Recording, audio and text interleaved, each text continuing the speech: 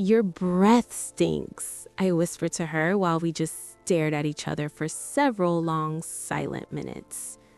I looked into those tiny, bulging eyes and thought, "Oh my gosh, you are a real dog." Before that moment, I had never, not even once, considered owning a Chihuahua. They seemed too small, too loud, or perhaps just too much. But there I was, looking at this tiny creature thinking, let's just give it a go. Little did I know, this tiny, judgmental face was about to save my soul from a darkness I couldn't escape on my own. Before we dive deeper into how this tiny, judgmental creature changed my life, I noticed something. A lot of you are riding along with us on this journey but haven't subscribed yet. Honestly, seeing that makes me a little sad because these stories of healing are what keep us connected. If you believe every animal deserves a second chance at love, hit that subscribe button now. It means the world to us.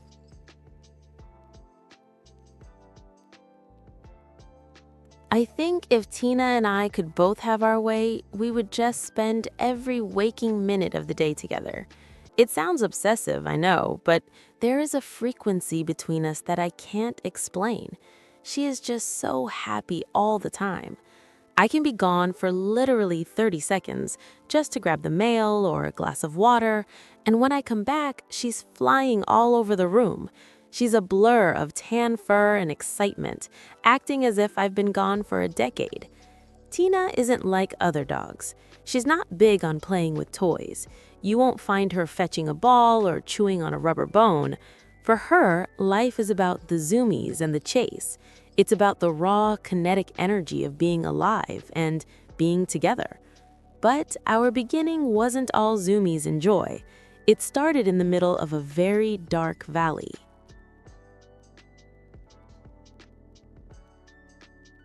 I was laying on my couch one afternoon, feeling the heavy, suffocating weight of grief.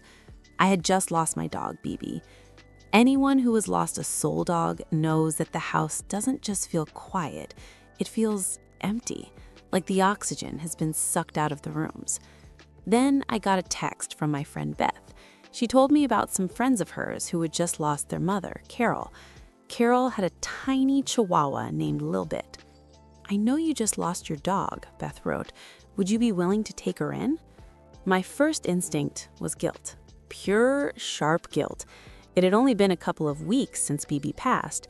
I felt like a traitor for even considering it. Is it too soon? Am I trying to replace a legend? But a voice in my head said, just try.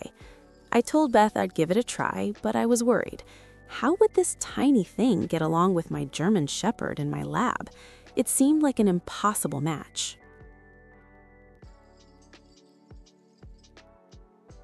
We decided to meet halfway since we lived in different cities. When I pulled up and walked to the back of their car, I saw her. There she was, laying in this little bitty bed. Her tiny paws were crossed perfectly, and she was squinting at me. She wasn't wagging her tail, she was judging me.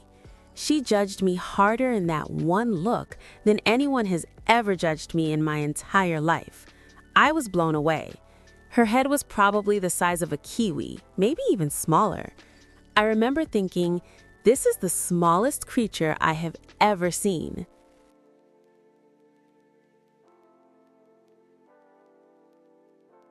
We loaded her up, and for the entire drive home, she stayed in my arms.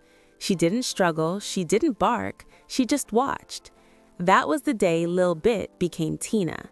From that moment, we were inseparable. She chose me. She claimed me as her person before I even realized I was ready to be claimed.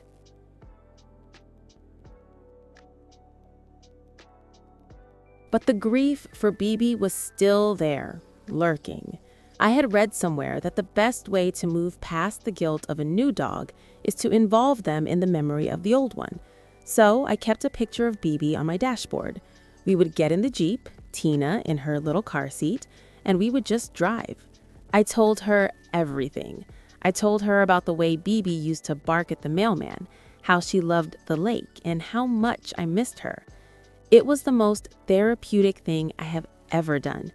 speaking those memories out loud to this tiny, silent listener who never blinked or looked away, it healed me. Tina sat there, absorbing my sadness and replacing it with her quiet presence. Obviously, we kept her. How could we not?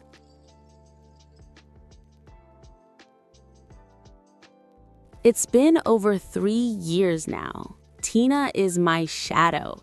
She wants to be held, loved, and taken everywhere.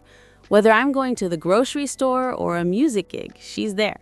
I'm a singer-songwriter, and she has become my most loyal roadie.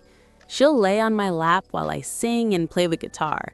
There's something incredibly special about performing a song while a 9-pound creature is sleeping against your heart. But let's talk about her quirks, because Tina is a character. She scratches with her front paw exactly like a human would. I've never seen another dog do that. And the staring. She goes for incredibly long periods without blinking. She will just stare you down, peering into your soul, and then, without warning, she'll just sneeze on you. It's her way of breaking the tension, I suppose.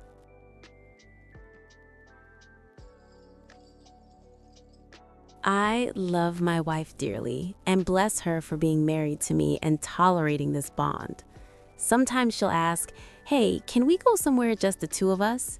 And I'll have to remind myself that yes, I can actually put Tina down for 5 minutes. We are attached at the arm, if not the hip. Tina is 9 now.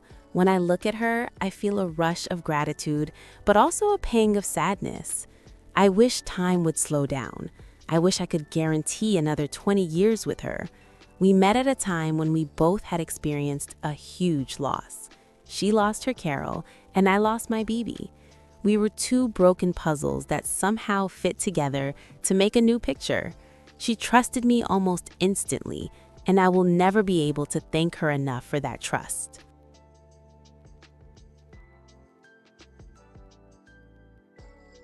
Now, I want to ask you something that often sparks a lot of debate among pet owners. Some people believe that getting a new dog shortly after the passing of another is disrespectful to the memory of the first pet, while others believe it's the ultimate way to honor them by giving their love to another animal in need. I felt that guilt deeply.